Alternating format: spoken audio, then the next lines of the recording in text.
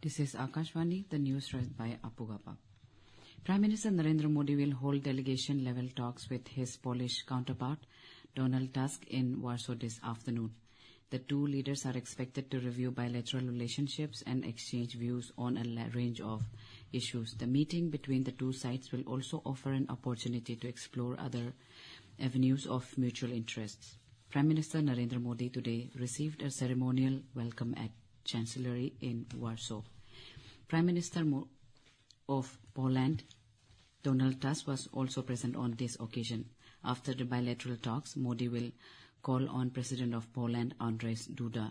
The Prime Minister will also lay a wreath at the tomb of the unknown soldier. He will also interact with business leaders and Polish influencers. Last night, addressing the Indian diaspora in Warsaw, Prime Minister said India had a policy of maintaining distance from other countries, but the policy of today's India is to remain close to all nations. The Prime Minister stated that India's stance is clear that this is not an era of war and India believes in dialogue and diplomacy to resolve conflicts. In Tripura, even as the water level in capital Agartala is receding, the flood situation continues to remain grim in Gomti and South Tripura districts. Union Home Minister Amit Shah has spoken with Tripura Chief Minister Dr. Manik Saha and took stock of the flood situation in the state. In a social media post, Shah assured all possible assistance from the centre. 4 NDRF teams which reached Agartala yesterday have been deployed in Gomati and West Tripura districts for rescue and relief operations. Talking to Akashvani, Tripura Revenue Secretary Brajesh Pandey said that 4 more teams of NDRF are likely to reach the state soon. He said even though the intensity of rainfall has decreased, there is a prediction from the IMD of heavy rainfall in the evening.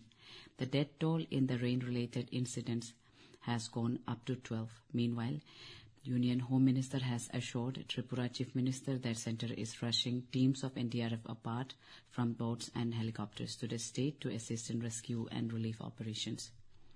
India said that terrorism is a global threat to peace development and called for a comprehensive international anti-terrorism convention.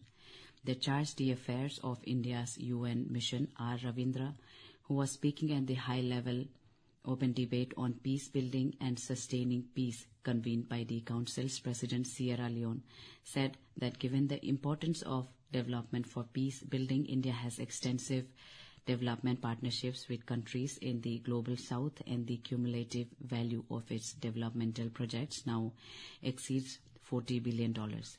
Ravindra also said that India is discrediting those opposing the expansion of the permanent membership of the United Nations Security Council and denying Africa's rightful place. He added, Africa's continued denial of representation in the permanent category of membership is a blot on the collective credibility of this council. The Central Bureau of Investigation, CBI, and the Kolkata Police today filed status reports before the Supreme Court in the case of alleged rape and murder of a resident doctor in Kolkata's R.G. Kar Medical College and Hospital. The Apex Court's bench, headed by Chief Justice of India D.Y. Chandrachud and comprising Justices J.B. Pardiwala and Manoj Mishra, resumed hearing in the suo motu case registered by it in the matter.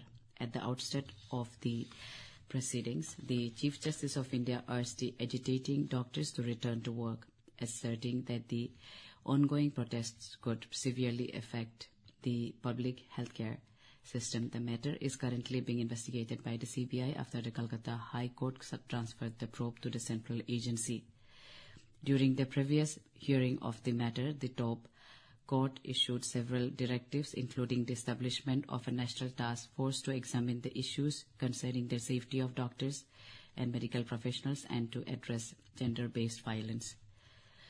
Ministry of Electronics and Information Technology has asked the social media platforms operating in India to comply with a recent Supreme Court order related to the identity of the deceased in R.G. Kar Medical College incident. The Supreme Court in its orders directed that all references to the name of the deceased along with photographs and video clips depicting the deceased be promptly removed from all social media platforms and electronic media. That's all in this news bulletin. Namaskar.